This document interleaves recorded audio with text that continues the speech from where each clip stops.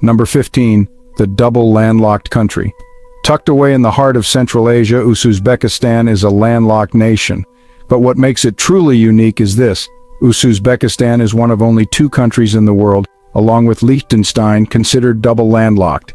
This means not only does it have no coastline, but all its neighboring countries are also landlocked. With an area of about 173,000 square miles, roughly the size of California, Uzbekistan is the 3rd largest country in Central Asia. It's home to countless fascinating and mysterious things. The name Uzbekistan means land of the Uzbeks, an ethnic group that makes up over 80% of its more than 35 million people. It's also the most populous country in Central Asia. Even more impressively, it boasts an almost perfect literacy rate of 99%, on par with many developed nations. Uzbek is the official language, but Russian is also widely spoken. Statistics show that Uzbekistan enjoys up to 265 sunny days a year. However, the weather isn't sunny and warm all year round. Summers can be scorching, reaching up to 113 degrees Fahrenheit, while winters can drop below -4 degrees Fahrenheit. Interestingly, it's this harsh climate that produces some of the world's sweetest melons. Another fascinating fact: Uzbekistan was once a hub of the Silk Road, a crossroads where merchants, explorers, mathematicians, and astronomers from Europe to China passed through. Today, cities like Tashkent, Samarkand, and Kokand are recommended travel spots, famous for their unique architecture, rich history, and vibrant cultural sites. Number 14. A land quietly harboring a desire for independence. When you hear the name Karakalpakstan, you might think it's an independent country somewhere in Central Asia. In reality, it's an autonomous republic within Uzbekistan. Surprisingly, Karakalpakstan covers nearly 40% of the country's total area, meaning this autonomous region is about 1/3 the size of Uzbekistan itself. However, the United Nations and all countries around the world recognize it as part of Uzbekistan, not an independent nation. Karakalpakstan's population is only about 2 million, but they have their own parliament, constitution, and, most notably, used to have a clause allowing a referendum for independence under certain conditions. Although this clause was recently removed by the central government in a move to reduce autonomy, the Karakalpak people's yearning for independence and self-governance still lingers. The Karakalpak have their own Turkic language, vibrant hand-embroidered clothing, traditional domed homes, and a cultural life centered on herding and fishing. In the capital, Nukus, the Savitsky Art Museum is a hidden cultural treasure displaying tens of thousands of avant-garde works. Life in Karakalpakstan is tough. Few resources, little industry, and hardly any tall buildings. Ironically, many residents leave the region to seek better opportunities in other parts of Uzbekistan. In 2022, when the central government tried to remove the right to secede from the constitution, Karakalpakstan erupted in protests. What do you think about this place? Why do you think Karakalpakstan wants independence so badly? Wouldn't they benefit more by remaining part of Uzbekistan? If you want to know the answer, comment 2 below, and we'll share more in the comments. Number 13. Are women second-class citizens in Uzbekistan? There's a stereotype that Uzbekistan is a conservative Muslim country where women are silent shadows behind men, fully veiled and obedient to their husbands. But if you ever visit Tashkent in the summer, you'll quickly realize reality is nothing like the rumors. Uzbek women not only don't cover their faces, but they also wear short skirts, jeans, t-shirts, tied shirts, and even unbuttoned tops when it's 104 degrees Fahrenheit, just like women in Milan or Los Angeles. Traditional outfits like long brocade dresses, embroidered tops, or headscarves are usually reserved for special occasions, weddings, or religious events, not everyday wear, as some might assume. In big cities, women run businesses, teach at universities, work in media and politics, and can even be the boss of an all-male staff. On public transport, Uzbek men still practice old-fashioned courtesy, giving up seats, helping carry heavy bags, and opening doors for women.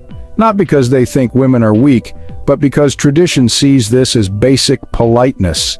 Surprisingly, statistics show that 17.5% of politicians in Uzbekistan are women, making it 3rd among former Soviet countries for female representation. just behind Belarus and Latvia, and much higher than Russia, which stands at only 9.8%. Thanks to this progress, it's becoming more common for Uzbek women to date and marry foreigners. The dating process is easy, but getting married can be quite complicated. If you want to know more about the process, comment 4 below and we'll share the details. Who would ever walk on a thread-thin rope suspended in midair just for applause? Sounds crazy, but in Uzbekistan, this is a respected and celebrated art, almost as popular as soccer or weddings. The tightrope act, called darbos, is one of the most crowd-pleasing performances at major festivals like Nowruz, Independence Day, or summer village fairs. And it's not just for fun. Many darbos artists can walk on ropes as high as 160 feet or about 50 meters. Performers typically wear long, white embroidered costumes, traditional hats, and soft shoes, stepping lightly as if floating. But remember, they're walking on a rope stretched between buildings or across a stage, with drums pounding and the crowd cheering. Even more interesting, darbos isn't just a quirky pastime. It's a deep cultural tradition passed down through generations, with some families specializing in darbos for centuries. So if you ever find yourself in Uzbekistan and see people looking up at the sky instead of at their phones, chances are a rope hero is holding the crowd's breath. Would you be brave enough to watch without closing your eyes? Number 11. Do all men have multiple wives? You might not know this, but Uzbekistan's law strictly prohibits polygamy. If a man is found living with more than one wife, whether or not they had a traditional wedding, he can face administrative penalties or even criminal charges. Most Uzbeks, especially in cities, strongly oppose polygamy. However, reality is more complex. According to the Quran, a man may have up to 4 wives if he can provide for them all. In a country where 90% of the population is Muslim, polygamy is still quite common. Many men hold second or third wife ceremonies in traditional Islamic fashion, witnessed by family, friends, and sometimes an imam, without any official government paperwork. These unregistered marriages aren't protected by law, meaning second wives have no inheritance rights, no pensions, and no legal recognition. They're completely dependent on the man. Still, many women, especially older divorced or widowed ones, agree to be second wives for economic or social reasons, believing it's better than living alone in a society that values marriage. What do you think about polygamy here? Would you want to experience life with 4 wives around you? Share your thoughts in the comments. Number 10. Tashkent by night, when Central Asia never sleeps. If you think Uzbekistan has no nightlife, you've clearly never been to Tashkent. By day, the city is calm, but at night it comes alive with energy, bright lights, and music.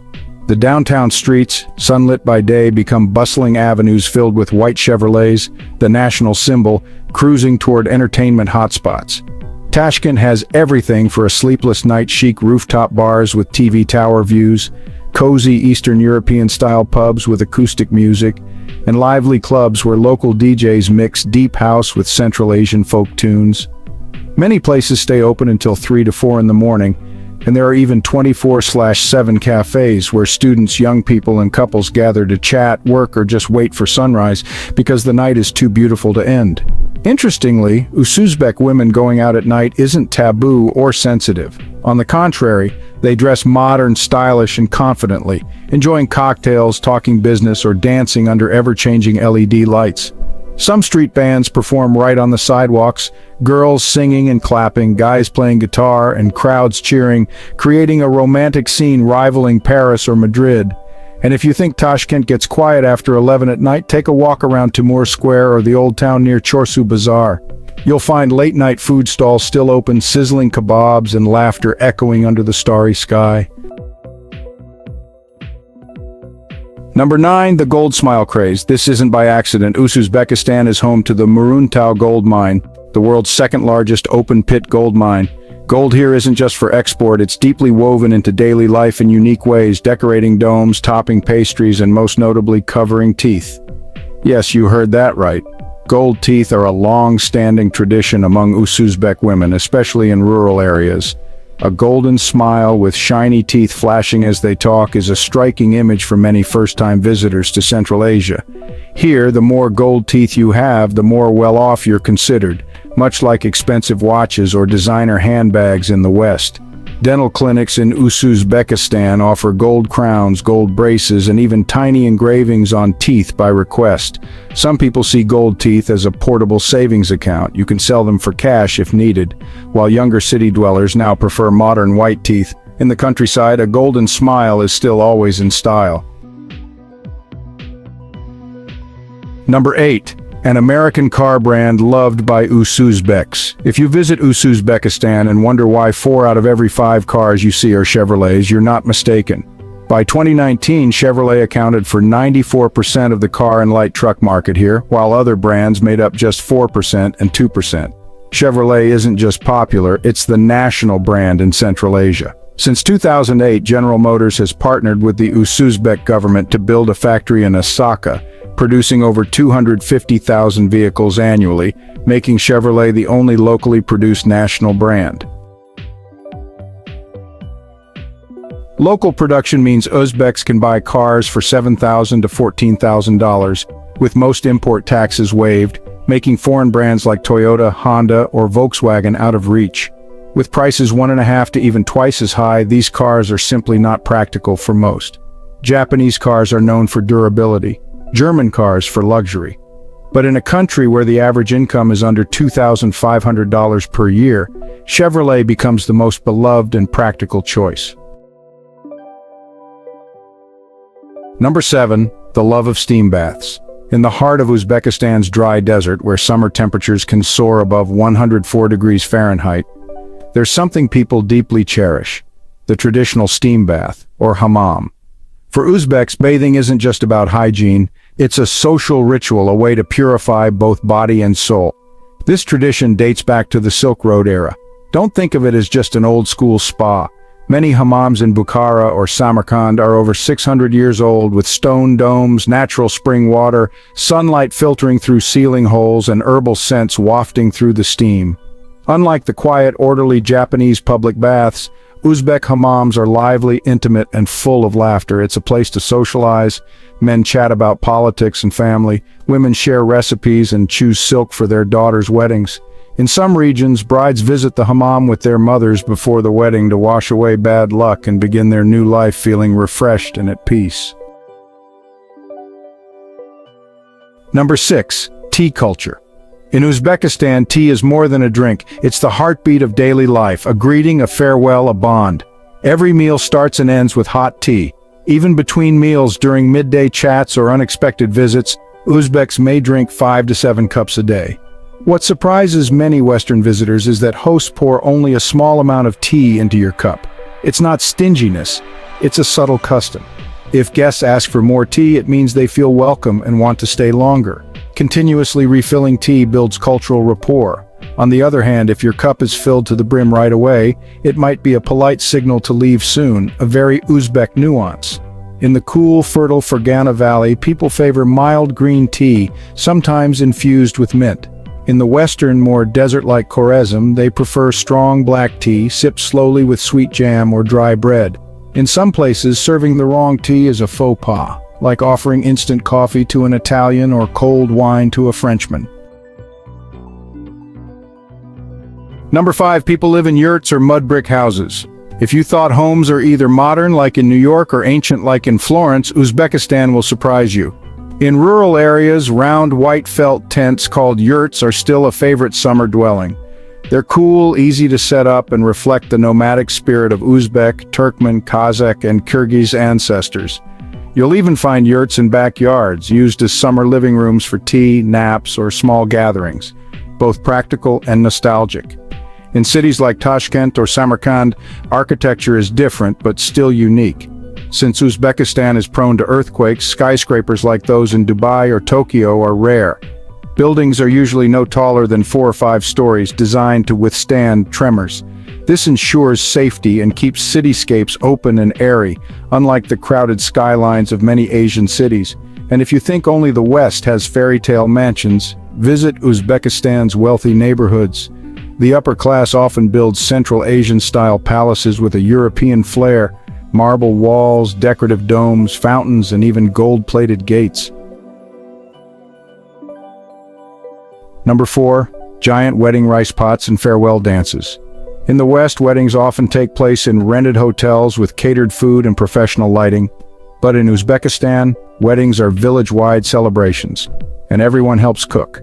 A cherished tradition called communal plav cooking brings the community together. The cooking begins at dawn at the groom's house. Male relatives, friends, neighbors, and even elderly locals gather around a giant plav pot, sometimes up to 5 feet wide or 1.5 meters. Some chop carrots, others grill meat or stoke the fire. It's a lively, festive scene with folk music and hot green tea served all around. Ask an Uzbek why not just book a restaurant, and they'll likely say because you can't outsource family. Number 3. Desert dances and year-round festivals. Despite being surrounded by desert, Uzbekistan has a rich calendar of festivals throughout the year. The most famous is Nowruz, celebrated on March 21st, the Persian New Year and the first day of spring. The country comes alive with folk dances, plav feasts, and sumalak porridge made from young wheat, stirred for 24 hours to cleanse the spirit for the new year. In May, Bukhara hosts the Silk and Spices Festival, reviving the ancient Silk Road with stalls of silk, pottery, herbs, traditional instruments, and colorful parades. Summer brings Melon Day in Karakalpakstan, where locals show off melons as big as footballs, sweet as syrup, and fragrant enough to remember forever. Autumn features In October, the Tashkent International Film Festival screens artistic films from around the world in historic Soviet-style theaters. Number 2. A foodie's paradise. The most iconic dish in Uzbekistan is plav, a rice pilaf made with lamb, carrots, onions, garlic, chickpeas, raisins, or quail eggs. But plav isn't just fried rice. There are over 60 regional variations. In Tashkent alone, plav pots at weddings can serve over 1,000 people. In fact, Uzbekistan once set a Guinness World Record with a plav weighing more than 15,000 pounds, almost 7 tons, cooked with a crane. Bread, or naan, is sacred. It's considered disrespectful to place it upside down or on the ground. Each region has unique styles. Some make sun-shaped loaves, others press intricate geometric patterns into the dough. And if you think only Europe does specialty cheese, try kumis, fermented mare's milk, a traditional drink with a sour, creamy, and slightly alcoholic taste, a fun surprise for Western palates. Number 1. Cost of living in Uzbekistan. The cost of living in Uzbekistan is among the lowest in the world, especially when compared to the US or Europe. You can live a full day here for the price of dinner in New York. For example, a local meal, $3 to $5. A fancy Western-style meal, $10 to $15. A cappuccino, $1.50 versus $5 at Starbucks in LA. Rent in central Tashkent, $250 to $400 per month. Rent outside the center, $150 to $250 per month. Utilities, electricity, water, internet, gas, $40 to $60 per month. High-speed internet, $10 to $15 per month. Bus, metro ticket, 15 to 20 cents. City taxi, $2 to $4 gas. Around $2 per gallon, half the US price. All in all, total monthly living costs for a single person in Tashkent range from $500 to $700, quite comfortable. Because of this, Uzbekistan is becoming a haven for retirees, freelancers, and digital nomads from the West looking to live well and save money. So what do you think? Could Uzbekistan be a place you'd want to visit or even move to? If yes, comment on it. If not, comment 0. Want to save money in Uzbekistan? Comment 7 and we'll share visa, permit, and travel tips. Thank you for exploring the beautiful land of Uzbekistan with us. We hope you enjoyed today's travel documentary and that you'll join us again for more journeys around the world.